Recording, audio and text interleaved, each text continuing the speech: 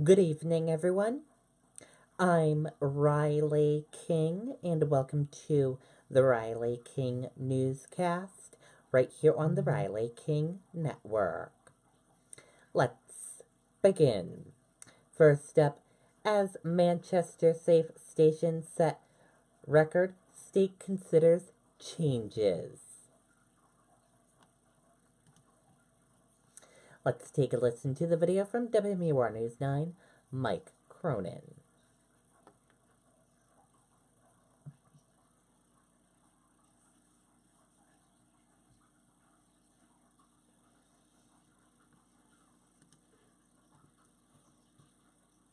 It's time for apple picking, hay rides, and Abundant Life's best of fall sales event featuring Harmon Heating Products. The entire month of October, you can save hundreds on all wood, gas, and pellet stoves, fireplaces, and inserts. So while you're out enjoying fall festivities, stop by our showroom. We offer the largest selection, including Harmon Hearth products, and the lowest prices in the state with 100% financing available. Just east of Concord on Route 4, AbundantLifeStoves.com.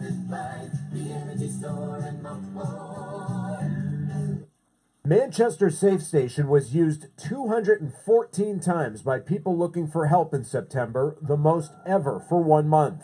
Tonight, the city's fire chief is worried about what could happen to the program. I'm concerned that, quite frankly, politicians will ruin this. The program allows someone facing addiction to get help at a fire station 24/7 and into treatment right away. Today, the state took a step towards a new model to help substance abusers. The Executive Council approved $45 million over the next 2 years to establish 9 regional hubs across the state. They would be hospitals or providers where people can find help. As for the future of safe stations, The community is going to have a lot to say in terms of what role Safe Stations plays, but clearly it's playing a role, and we feel it will continue to play some role as we go into the future. the state says 7 hospitals have shown interest in the hub system, designed to alleviate the high numbers seen at Manchester and Nashua's safe stations. The governor's vision was that no one should be able to have to travel more than an hour in order to get services. But Chief Goonan wonders why change something that he says works. We've stepped up when the state hasn't. So I'm willing to go to any other community in the state and show them how to reproduce what we've got going here. To go away from that, I think, would be short-sighted. I stand behind what we have in our city, and but we can always use more, again, for treatment for people who need it the most.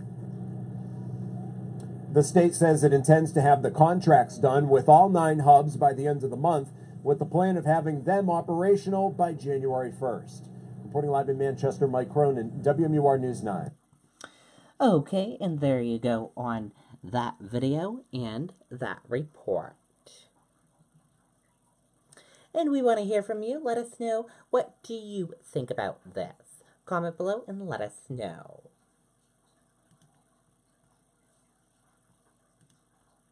Tires slashed on 20-plus cars in Boston neighborhood. Let's take a listen to the video from WCVB Boston.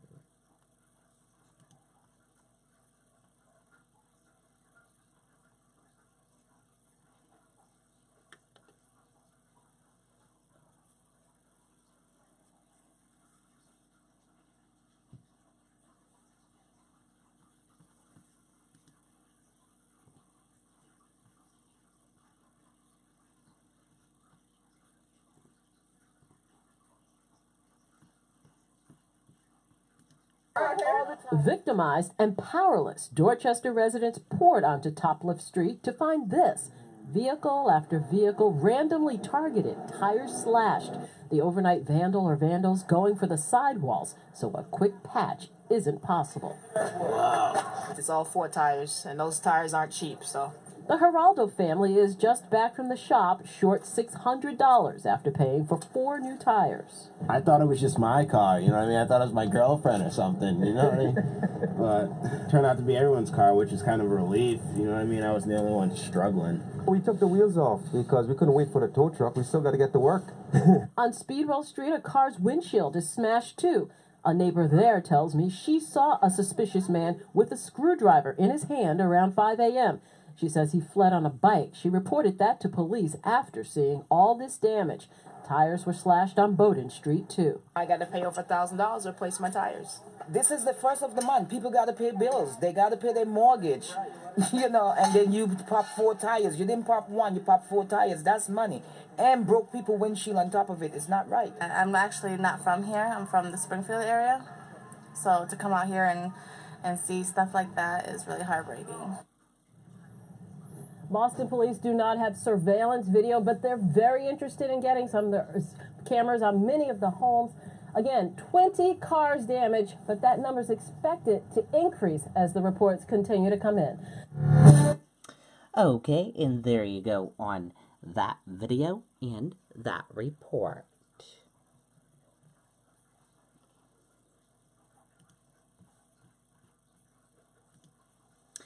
Customers' data of thousands of CMP customers exposed by human error.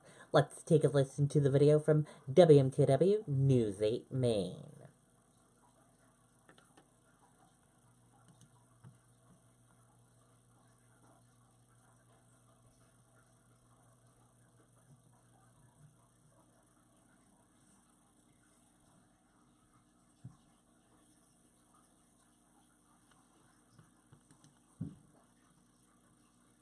About thousands of CMP customers was exposed last year because of human error. Officials say that error in Central Maine's Power's IT department caused the release of names, addresses, and former account numbers of as many as 77,000 customers who were found to be ineligible for low-income bill-paying assistance. A customer doing a web search discovered it and alerted CMP. The utility shut down access to the data and set up new security measures. Okay, and there you go on that video and that report.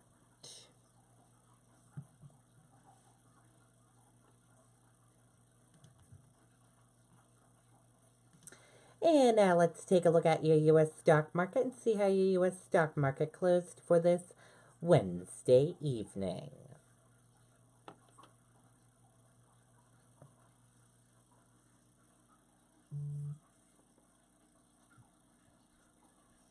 And here's a look at your U.S. stock market right now, as you can all see.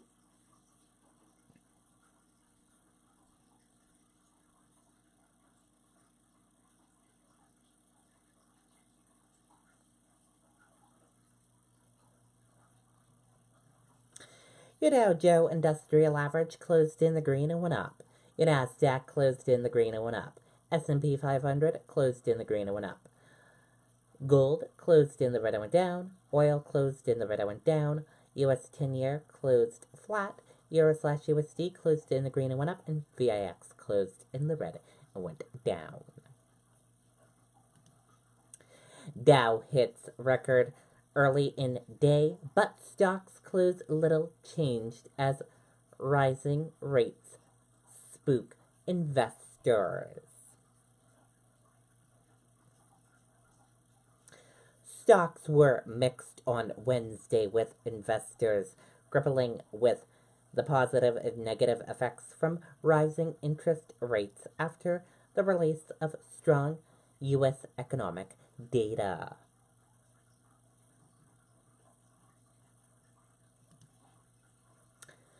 We're following breaking news into our newsroom right now. One officer dead, others injured in South Carolina shooting, officials say.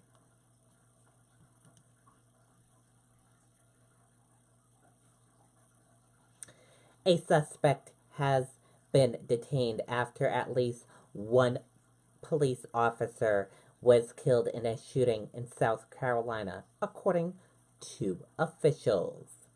The Florence County Colonel confirmed the death to ABC News. The shooting occurred in the vicinity place, a residential neighborhood in Florence, about 80 miles east of Columbia, according to the Florence County Emergency Management. And that does it for the Riley King Newscast, right here on the Riley King Network. I hope you all have a great rest of your Wednesday night, and I'll see you back here tomorrow with more Newscast. And I'll have a news report coming up in a little bit. Good night, everyone. Bye.